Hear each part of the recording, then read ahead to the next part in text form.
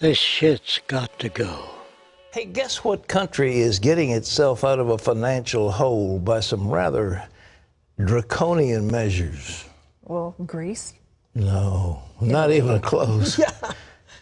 Iceland. Iceland? Iceland. Who knew? They are putting people in jail. They are putting, like, prime ministers being indicted. They're going after bankers. The people Really? said, yeah, I said, those banks were ripping us off. We don't like what they did. They brought our country to ruin. And now Iceland suddenly is turning around. Their GDP is growing, and they look like a big success story. The former chief executive and chairman of Anglo-Irish Bank, Sean Fitzpatrick, has appeared in court in Dublin. Well, John, Sean Fitzpatrick arrived at the courts complex here behind us just after 9 o'clock this morning. He was put into a Garda van at the Bridewell Garda station and driven here. He had been arrested at 5:37 a.m. at Dublin Airport. He had flown back in from the United States in the early hours of the morning, and he met officers from the Garda Bureau of Fraud Investigation and officers working for the Director of Corporate Enforcement by arrangement. There was an appointment made and they met at Dublin Airport. A 31-year-old man was arrested in London earlier today. A guy you could say had a bit of a gambling problem. Just how much money did he lose while working as a trader at the investment bank UBS? Just $2 billion. Treasury Secretary Timothy Geithner potentially facing criminal charges. Geithner was the president of the New York Federal Reserve Bank in the fall of 2008 when the Federal Reserve and the Treasury and the White House and the Congress decided to bail out AIG. Right. In the process of that bailing out of AIG, many documents were exchanged. If you went to the bank to borrow money, you'd have to fill out documents. One of the documents AIG filled out said, we owe X dollars to Goldman Sachs and we plan on paying them 100 cents on the dollar. According to Bloomberg, emails that came out yesterday say that lawyers for the Federal Reserve Bank said, we were told to strike this from the form so that AIG would not reveal to the Treasury Department or to the public that this money was going to be paid to Goldman Sachs because that's a politically toxic issue. Goldman Sachs making a fortune, making 100 cents on the dollar with federal funds. Now, if you go to buy a $25 savings bond from the federal government and you falsify the document to acquire that bond, you can go to jail. That's right. If you borrow $185 billion from the government, like AIG did, and you falsify a document, even if the government told you to do so, the people involved can go to jail. Debate in India over thousands of crores of black money being stashed away in secret Swiss bank accounts. A former Swiss banker has handed over details of offshore accounts of 2,000 high net worth individuals to the whistleblowing website WikiLeaks. Rudolf Elmer, a former employee of a Swiss bank, handed over 2 disks of information to WikiLeaks founder Julian Assange in London. He says they have information on tax evasion by celebrities, business leaders, and even politicians from the US, Britain, and Asia, but it's not yet clear if there are Indians on the list. Elmer says that after years of watching the money laundering trade, he wanted to do something about it. He will appear before a Zurich court on Wednesday, charged with violating strict Swiss banking secrecy laws. WikiLeaks now plans to put up the information on the website in a matter of weeks. Pointed out that the arrests are not an indication of a systemic failure. Yesterday, at least 8 top officials of state-run banks and financial institutions have been arrested by the CBI on Wednesday. The allegations are that they accepted bribes in exchange for disbursing loans to corporate housing and realty companies, despite suspect credit records, and at other times for bailing out realty IPOs. Royal Bank of Scotland is reportedly set to be fined €186 million for the same interbank interest rate rigging scandal that's hammered Barclays. The British regulator, the Financial Services Authority, says 4 banks, Barclays, RBS, HSBC and Lloyds, will have to pay compensation to customers because they missold products to protect small businesses against a rise in interest rates.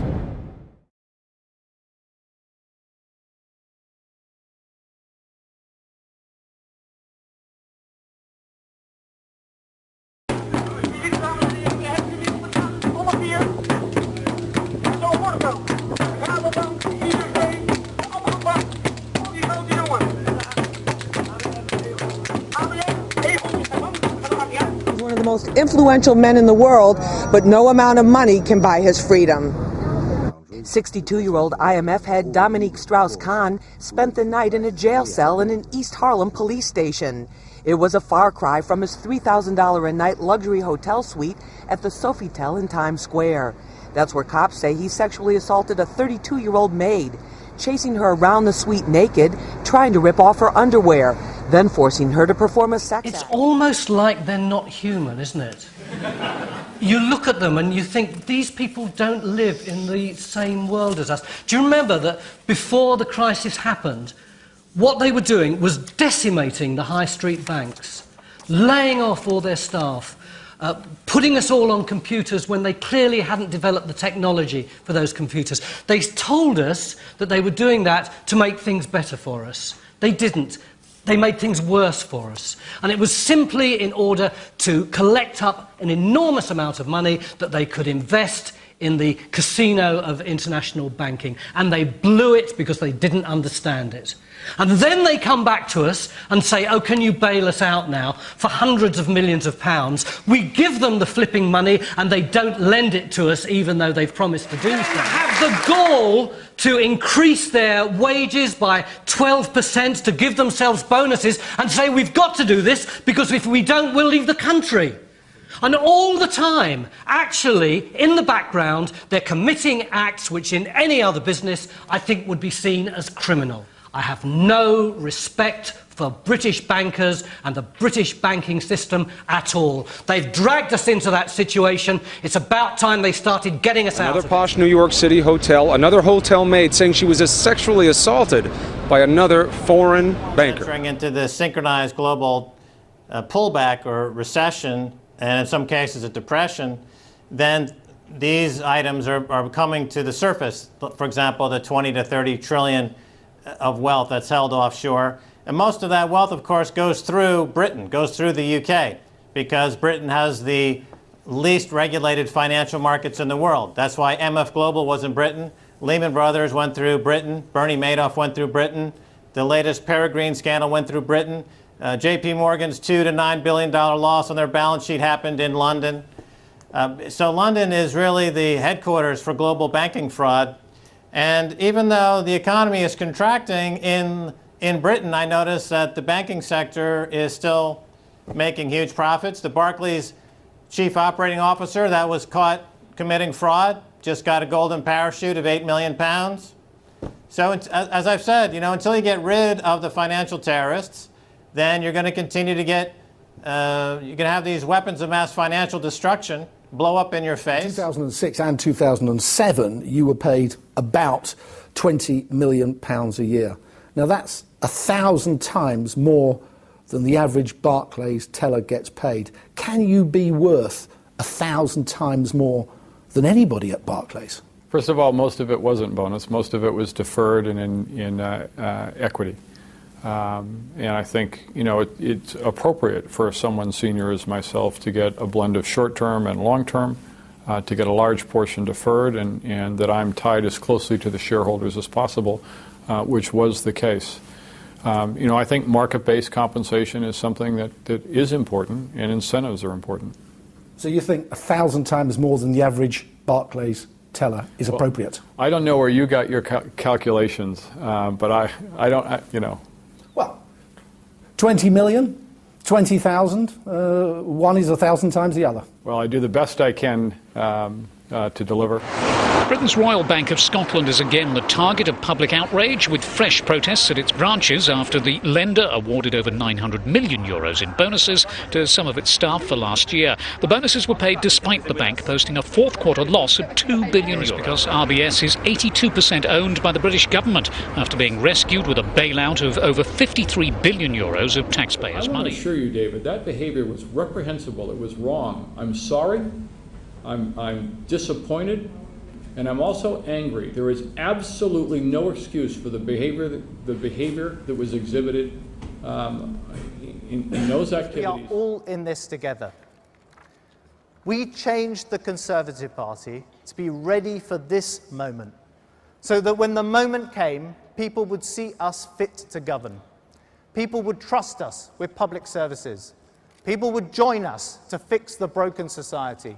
and people would turn to us to lead the economy out of crisis. There's some real deeper problems going on in this. I'm just a bystander. I don't know anything at all, except I have a Barclays account, right? And that becomes a problem to me, because I know Citibank somehow are connected to this too. And when I live in America, I have a Citibank account, right? And this worries me, that this kind of shenanigans, right? And you said there's crimes. Everybody seems to know there's crime here. Yeah. Now, how on earth is Parliament going to discuss this, really, when both sides, left and right, are connected to this, right? It doesn't just... This doesn't just go back to Brown.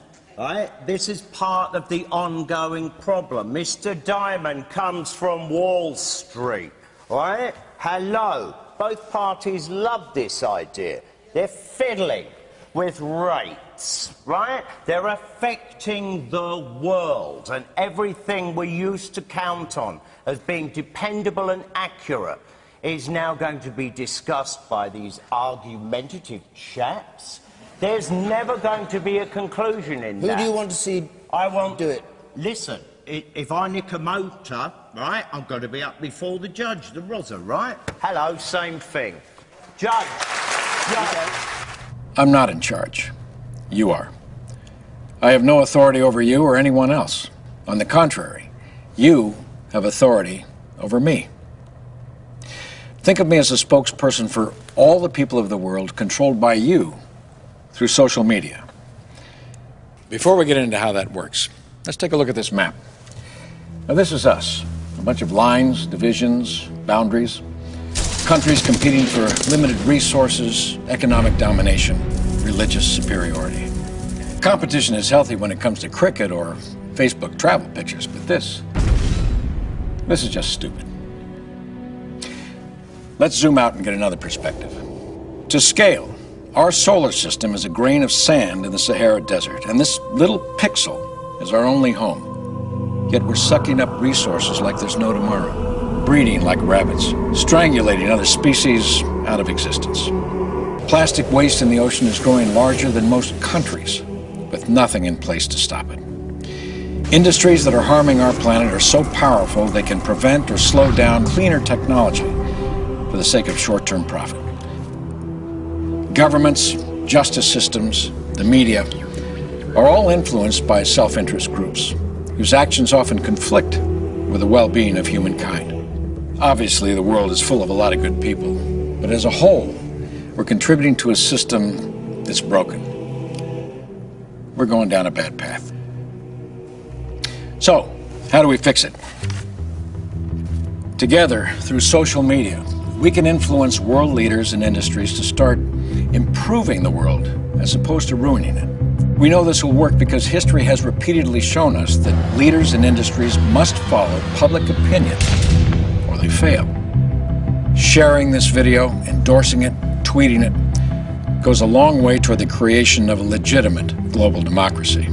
Because the more people unite in one place, the more powerful their voice becomes. A Greek departure from the currency would inflict collateral damage, says PIMCO. At worst, it could spur sovereign defaults in Europe, as well as bank runs, credit crunches, and recessions that may spark more euro exits. Look, Greek exit, at worst, means more money printing for the banks, and they've already priced that into their stocks and their bonuses. What they're really afraid of is that a country finds its inner gonads and decides to become politically independent.